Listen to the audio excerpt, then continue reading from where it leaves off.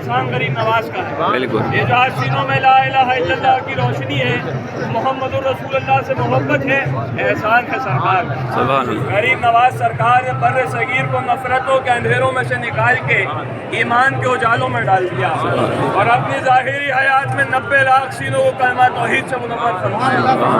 لہذا آپ سرکار کے عرس میں حاضر ہیں، یہ سرکار کی چھٹی میں آئے ہیں، یہ غریب نواز کی بارگاہ میں سال بھر آتے ہو، لیکن جو پیغام میں آپ کو دینے جا رہا ہوں اگر اس پر عمل نہیں ہے، وہ آپ کے پاس نہیں ہے، تو پھر یہاں آنے کا کوئی فائدہ نہیں ہے. یہ بات یاد رکھیے گا. وہ ایسی کیا بات ہے؟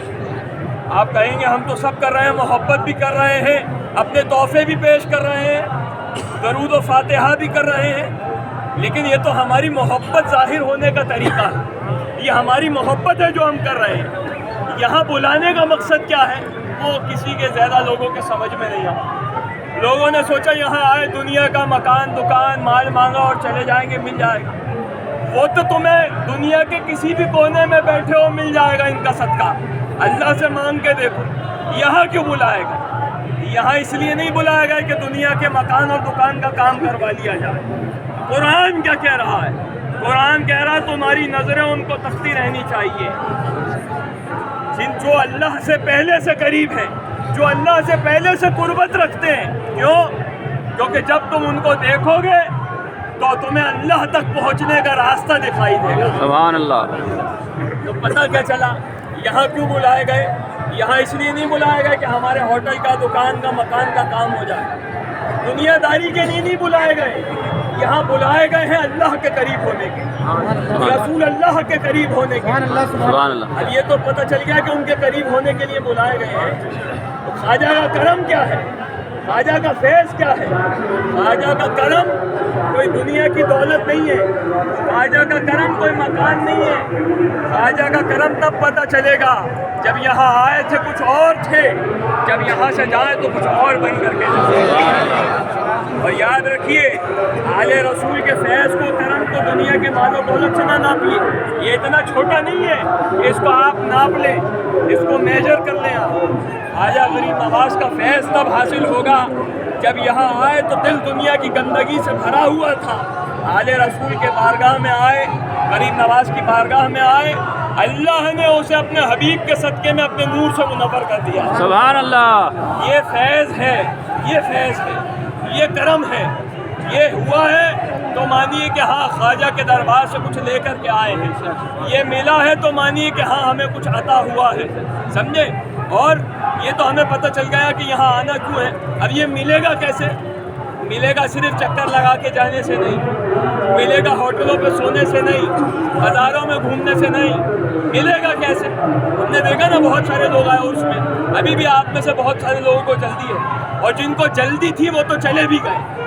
ذکر رسول میں آپ بیٹھے ہیں، آپ کے نصیب کی بات ہے. سبحان اللہ. ذکر آل رسول میں آپ بیٹھے ہیں، آپ کے نصیب کی بات ہے. بے شک. سبحان اللہ. کہ یہ وہ ذکر ہے جو ہم اپنی مرضی سے نہیں کر سکتے. جب تک اللہ اجازت نہ دے رسول کا نام کوئی نہیں لے سکتا. بے شک. بے شک. سبحان اللہ. کسی مائی کے لال میں طاقت نہیں کہ جو رسول کا نام اپنی مرضی سے لے لے. اللہ توفیق دیتا ہے تو یہ ہوتا ہے، اللہ کی مرضی کے بغیر نہیں ہو سکتا، کیونکہ یہ اس کے حبیب کا ذکر ہے، اس کے محبوب کا ذکر ہے. بات سمجھ آ رہی ہے؟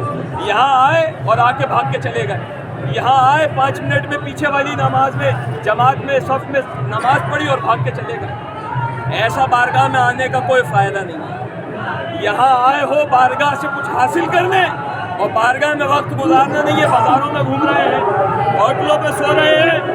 یہاں پر وقت گزارو جہاں پر اللہ کی رحمتیں برس رہی ہیں 24 گھنٹہ. اگر آپ حاصل کرنا چاہتے ہیں تو کر سکتے ہیں، آپ کی مرضی کی بات ہے. تو لہٰذا آپ بیٹھے یا آپ کے نصیب کی بات ہے. یہاں آپ سمجھیں تو وہ عمل کیسے ہوگا؟ اس کے اوپر کیا کرنا پڑے گا؟ جو ہم اللہ کے قریب پہنچے، جو ہم رسول اللہ کے قریب پہنچے، سنت رسول پر عمل کیجیے، کردار رسول پر عمل کیجیے، تعلیمات رسول اور آل رسول پر عمل کیجیے.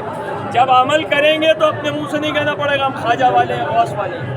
جب عمل کریں گے تو زمانہ دیکھ کر کہے گا کوئی رسول والا دکھائی دیتا ہے، سبحان اللہ. کوئی خواجہ والا دکھائی دیتا ہے. بات سمجھ آ رہی ہے نہیں آ رہی؟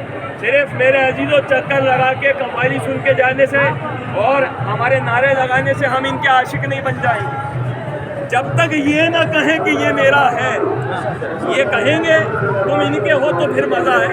ہم تو چلاتے رہیں کہ ہم ان کے ہیں، ہم ان کے ہیں، اور کام ہمارے ویسے ہو ہی نہ، اعمال ہمارے ویسے ہو ہی نہ. تو جو جس کو مانتے ہیں ان کی باتوں پر بھی عمل کرنے کی کوشش کریں، جن سے محبت ہے ان کی تعلیمات پر بھی عمل کرنے کی کوشش کریں. سرکار غریب نواز کی بارگاہ میں آئے ہیں تو ایک چیز دیکھیے نا، ایک طرف مزار اقدس ہے، ایک طرف مسجد ہے، ایک طرف مزار اقدس ہے، ایک طرف مسجد ہے. کیا بتایا جا رہا ہے؟ اور جتنے ولیوں کی بارگاہ میں چلے جائیے، نبی اللہ کی بارگاہ میں چلی جائیے، وہاں پر یہی سیم ٹو سیم چیز ملے گی. مزار ہے، مسجد ہے. کیا بتایا جا رہا ہے؟ محبت کے وقت میں محبت اور عبادت کے وقت میں عبادت. سبحان اللہ. بے شک. تو محبت کی دلیل ہی یہی ہے کہ ہماری عبادتیں پوری ہو. 5 وقت کے سجدے پورے ہیں نہیں اور ہم ان کے عاشق بننے چلے. محبت پوری تب ہوگی جب دین پر عمل ہوگا، جب دین محمدی پر عمل ہوگا، سنت رسول، کردار رسول پر عمل ہوگا، ورنہ کوئی فائدہ نہیں. نماز پڑھ کے نکلے اور کردار تو یہ ہے کہ ایک مسلمان دوسرے مسلمان کو گالی دے رہا، یہ کیا طریقہ ہے؟ یہ کردار نہیں ہے رسول اللہ کا. رسول اللہ نے تو محبت کا پیغام دیا، آل رسول نے تو محبت کا پیغام دیا. تمہارا کردار کہاں ہے؟ صرف سنت کو جانتے ہو کھانے کے لیے، نہانے کے لیے، کپڑے پہننے کے لیے. دل کب صاف ہوگا تمہارا رسول کی سنت کے مطابق؟ اعمال کب بدلو گے سنت رسول کے مطابق؟ وہ تو ہے نہیں، خالی ایک دوسرے سے لڑائی کرنا. اپنی ناؤ دیکھیے کہیں اس میں چھید تو نہیں ہے، اپنے اعمال کو دیکھیے. سمجھے آدمی سوچتا ہم سے تو کوئی گناہ ہوتا نہیں ہے، سارے گناہ دوسرے مسلمانوں سے ہوتے ہیں. تمہیں کون بچائے گا؟ خود کی پرواہ کیجیے، خود کے گناہوں کی معافی مانگیے، اپنے اعمال سدھاریے. وہ دوسرا جو ہے وہ جانے، اس کا اللہ جانے. بات سمجھ آئیے نہیں آئی؟ انشاءاللہ. لہذا تعلیمات رسول اور آل رسول پر عمل رہے. صرف 2 کام کرنے، جو سنا ہے اس پر عمل کرنا ہے، جو سنا ہے اس کو آگے پہنچانا. کر سکیں گے نا انشاءاللہ. اور بات اچھی لگی ہے تو عمل کیجیے گا، نہیں لگی ہے تو کوئی فرق بھی نہیں پڑتا عمل. سبحان اللہ. کیونکہ بات وہی ہوگی جس سے رسول اللہ راضی ہو. سبحان اللہ. رسول راضی، اللہ راضی. بندوں کو راضی کر کے کیا کریں گے؟ اللہ کے نزدیک اس کائنات کی حیثیت مکھی کے پر کے برابر کی. تو بات اس کی مانیے جو تمہیں بچائیں گے رسول اللہ صلی اللہ علیہ وسلم. جو بچانے والے ہیں، جو راستہ دکھانے والے ہیں، جو تمہیں اللہ تک پہنچانے والے ہیں، ان کی تعلیمات پر عمل کرو گے اور ان کی سکھائی ہوئی باتوں پر عمل کرو گے تو پھر تم یہاں زندگی کے ٹیسٹ میں بھی پاس ہو جاؤ گے، آخرت میں بھی پاس ہو جاؤ گے. سبحان اللہ. اب تب ایک بات بڑے ہی غور سے سن لیجیے. پیغام آپ سب لوگوں نے سماعت فرمایا. ہم چاہتے تو اعلان کروا سکتے تھے کہ سب لوگ جو ہے بیٹھے رہیں، سننے، سلام ہوگا، دعا ہوگی، بیان ہوگا، لیکن نہیں. نہ ہم نے کبھی آتے ہوئے کو روکا ہے، نہ جاتے ہوئے کو. یہ ہماری ذمہ داری نہیں ہے، یہ غریب نواز کی ذمہ داری ہے. کس کو بلا رہے ہیں، کس کو بھیجا رہے ہیں. سبحان اللہ. تو آپ یہاں بیٹھے ہیں، آپ کے نصیب کی بات ہے. ہمارے ساتھ قدم رسول میں زیارت کرنے جا رہے ہیں، آپ کے نصیب کی بات ہے. اور بالخصوص ادب کا خیال رہے. با ادب با نصیب، بے ادب بد نصیب. ادب رہے گا فوز و برکات حاصل ہوں گی، ادب رہے گا فیض ملے گا. ادب نہیں ہے کوئی فائدہ نہیں یہاں آنے کا، کیونکہ ہمیں یہ بھی نہیں معلوم کہ کون ولی فقیر بنے بیٹھا ہے خواجہ کے دربار. سبحان اللہ. یہ خواجہ خواجگاہ کا دربار ہے. تو ادب کا خیال رہے. سامنے والے گیٹ سے ہمیں جانا ہے، ادب کے ساتھ چلیے اور پیچھے والے بھی اپنے پیروں کو چلائیں تاکہ راستہ نہ بھٹکے. کیونکہ ہمارے پاس شکایت آتی ہے بعد میں حضرت ہماری زیارت نہیں ہوتی. اور اپنے پاس پاکٹ موبائل سامان کا خیال رکھیے. آ جائیے سامنے.